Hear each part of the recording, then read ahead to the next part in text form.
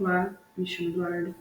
Estou aqui para fazer uma apresentação sobre alguns conceitos básicos para a disciplina de bioestatística, sendo eles medidas de tendência central e medidas de dispersão, começando pela média simples, onde dentro de um conjunto você vai fazer a soma dos elementos desse conjunto e dividir pela quantidade de elementos. Como no exemplo que eu trouxe, eu tenho 5 notas que vão ser somadas e divididas por 5, no caso aqui 35 divididas por 5, temos como média simples o valor de 7. A mediana é quando ela ocupa a posição central de um conjunto de valores. No caso de um conjunto ímpar, vou usar minha mão, um exemplo bem chulo, mas válido, o centro da minha mão seria o dedo médio. Logo, eu consigo isolar essas extremidades, metade para cá, e o que sobra no exato centro seria a minha mediana. Mas então um conjunto par não tem mediana? Tem, só que a gente precisa fazer de uma forma diferente. A gente vai pegar os dois valores centrais e fazer uma média simples desses dois valores.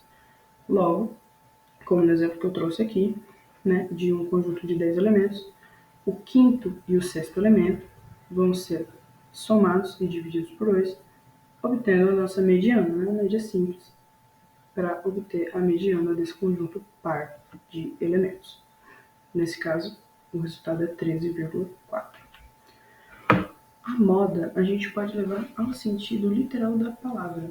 Por exemplo, há 20 anos atrás, o carro que estava na moda, creio eu que seja o Fusca.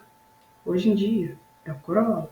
Por quê? Porque não me interessa quantos Fuscas foram vendidos. Me interessa quantos eu vi na rua, certo? Então, não é necessariamente a mensuração, e sim a frequência com que você observa aquele elemento determinado dentro de um conjunto. Claro, falando sério, foram vendidos mais de 2 milhões de Fuscas e você vai ver Fusca em onde quer que você vá. Mas não depende da mensuração dessa variável, e sim a quantidade de vezes que ela aparece dentro desse conjunto. No nosso exemplo anterior, a moda é 13,1. Por quê? Não interessa se é crescente, se é decrescente, se a média é X, se a mediana é Y. Me interessa quantas vezes um elemento apareceu, quantas vezes ele se repetiu, certo? Ao sentido literal da palavra. E a moda pode ser qualitativa ou quantitativa. Nesse caso, do 13,1, ele é quantitativo, mas já nesse outro exemplo, é qualitativo. Vemos, os pacientes de uma clínica de saúde mental durante um ano receberam os seguintes diagnósticos: retardo mental, psicose, neurose e mudança de personalidade. O diagnóstico que ocorre com maior frequência pode ser chamado de diagnóstico modal, ou seja, é uma qualidade, não é necessariamente um valor que você calcula, mas a frequência com que você vê essa qualidade nos pacientes. A mesma coisa seria o exemplo que eu dei dos carros. Ponto médio. Ponto médio necessariamente não é onde eu mais eu vejo, aplicando dentro de segmentos de reta, planos cartesianos, ondas, certo?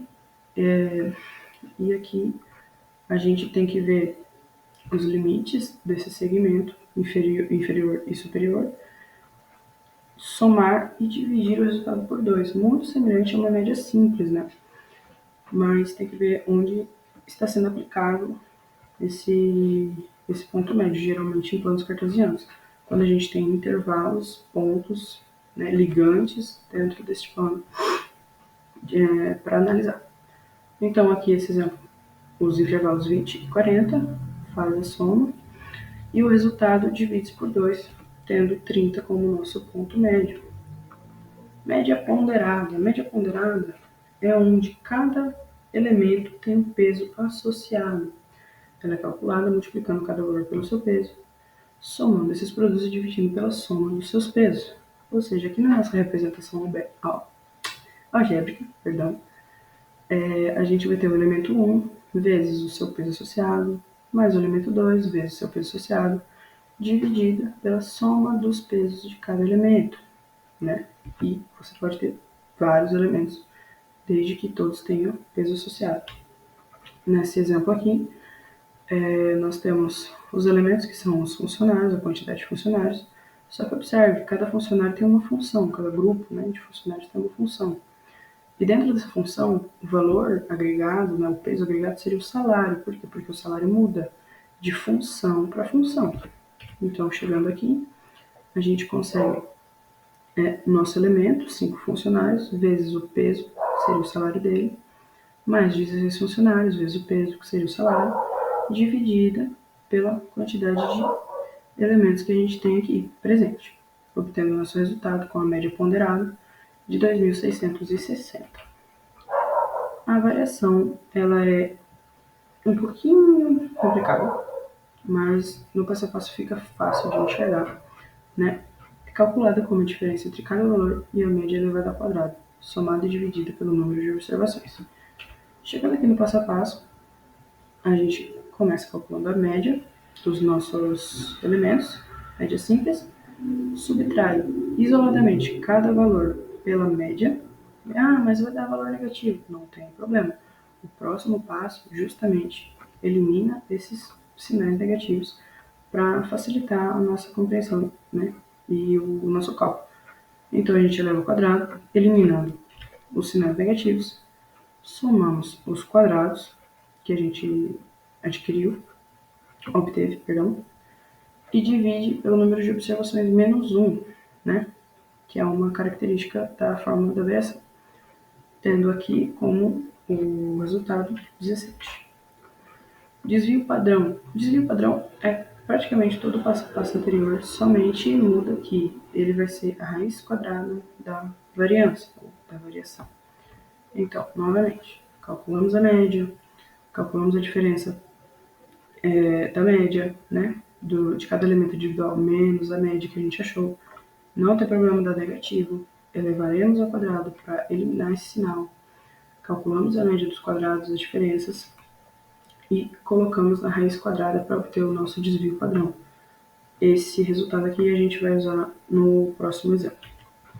No coeficiente de variação, né, ele serve para comparar, para você poder julgar a variabilidade entre conjuntos com médias diferentes, certo? Então aqui a gente faz a média dos nossos dados, desse exemplo que eu trouxe, e vamos usar o valor do desvio padrão achado anteriormente para calcular o coeficiente de variação, que vai ser desvio padrão dividido pela média simples vezes 100%, né, obtendo uma porcentagem como resultado. Erro padrão da média. Ele é calculado como desvio padrão dividido pela raiz quadrada do tamanho da amostra.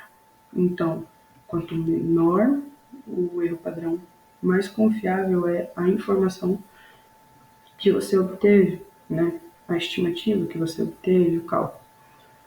Então, um exemplo aqui. Calcule o erro padrão da média para uma amostra de tamanho 20 com um desvio padrão de 2,5. Então, você vai precisar do desvio padrão, que vai precisar do coeficiente de variação, que vai precisar da variância, todo mundo vai precisar de todo mundo. Então, é necessário ter sempre essa análise de que uma fórmula vai precisar da outra, uma medida vai precisar da outra, para realizar esses cálculos, né? Aqui, ó, erro padrão da média é o desvio padrão dividido pela raiz quadrada, né, do tamanho da amostra. Como a gente já tem os dados, é só substituir na fórmula. Realizando essa operação, a gente obtém o resultado, né, como 0,559. E as minhas referências foram esse artigo, né, da UFPR, de um professor, análise exploratória de dados, onde eu mais me baseei, mas eu tive que mudar um pouco porque a linguagem era bem complexa, que eu imagino que era um trabalho de especialização. Aqui eu achei alguns conceitos mais simples, né, nesse site da Toda Matéria, eu acho muito legal esse site. Tem vários professores muito bons que fazem algumas redações muito boas, principalmente na área de física. Achei um pouco mais de detalhes, né, as medidas de dispersão nesse blog, né, a importância da tabela de frequência para análise de dados, e eu achei com um pouco mais de simplicidade, né, as medidas de dispersão no Educa Mais Brasil. E como o Educa Mais Brasil não teve erro padrão da média e desvio padrão, eu acabei achando nesse outro blog, né, Stat Place, muito bom também, com uma explicação um pouco mais simples, mas com uma pesquisa aqui e ali, eu consegui agregar na minha apresentação. Por fim, obrigado e obrigado. Chega, velho. Chega.